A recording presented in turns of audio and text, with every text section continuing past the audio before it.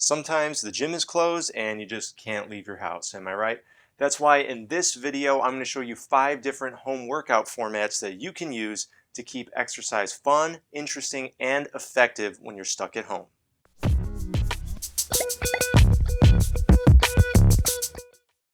Real quick before we dive in, I just want to mention my name's Ryan for those of you new to the channel, and this is Minus the Gym, where we learn how to get fit and healthy at home. So if that sounds interesting to you, don't forget that subscribe button is right down below. The first workout format I'm going to share with you is called Stappers. To do Stappers, you're going to choose 3 or 4 exercises and a target rep number for all the exercises, and then perform them one after another and see how many cycles you can get through within 20 minutes. Make sure the target rep number you choose is not your max. Otherwise, you're going to struggle by the second or third cycle. All right, so you want to choose target reps that are a little bit below your max so that you can go through all these exercises in cycles and try to avoid muscle fatigue, at least in the first few cycles. An example stapper might be when I pick burpees, push-ups, squats, and bicycle crunches. So you'd perform a set of 10 burpees, and as soon as you complete those 10 burpees with minimal rest, you're going to go right to a set of push-ups and aim for, say, 10 push-ups. As soon as you complete those 10 push-ups with minimal rest, go straight to 10 squats, and after you complete the 10 squats, go straight to a set of 10 bicycle crunches.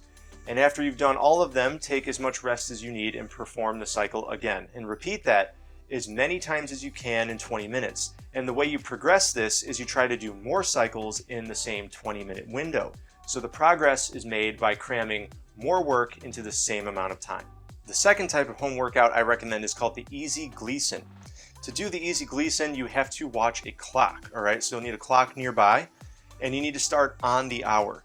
And what you're gonna do is you're gonna look at the clock, and when the minute hand strikes 1, you're going to do 1 rep of whatever exercise you choose. So for example, pull-ups. After you do that 1 pull-up, you wait until it is minute 2 of the hour, and then you perform 2 pull-ups.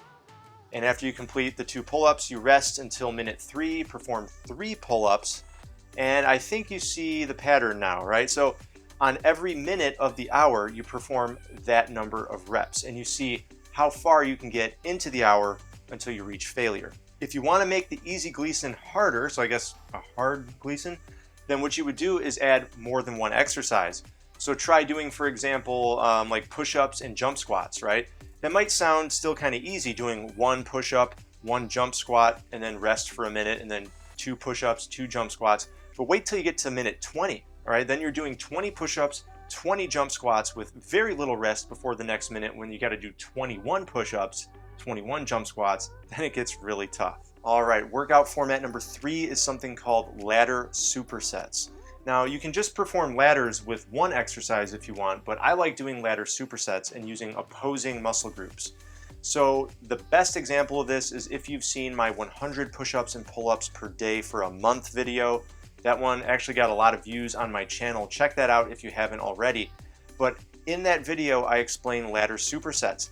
It's when you do, for example, with push-ups and pull-ups, you would do 1 pull-up followed by 1 push-up right after, and then you rest for 1 breath. And after that 1 breath, you do 2 pull-ups, 2 push-ups, and then take 2 deep breaths. All right? I think you see the pattern. This is kind of like the Easy Gleasons, but not on the minutes of the hour. So then you go right into 3 pull-ups, 3 push-ups, rest for 3 deep breaths, and you keep climbing that ladder, 4, 5, 6, 7, 8, as high as you can get until you reach failure.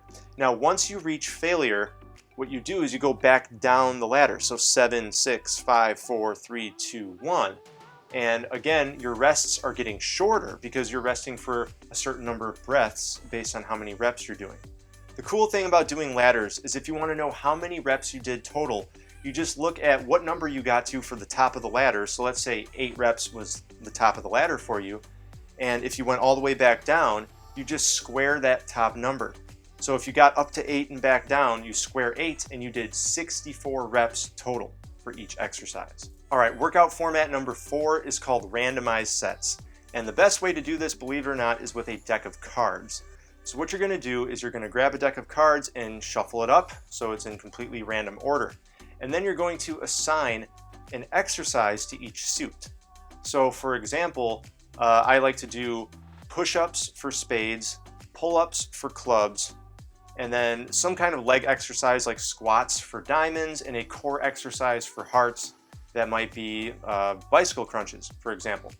And then what you're going to do is you're going to randomly pull cards out of the deck, and whatever that card is, the suit determines the exercise you'll do, and the value is the number of reps.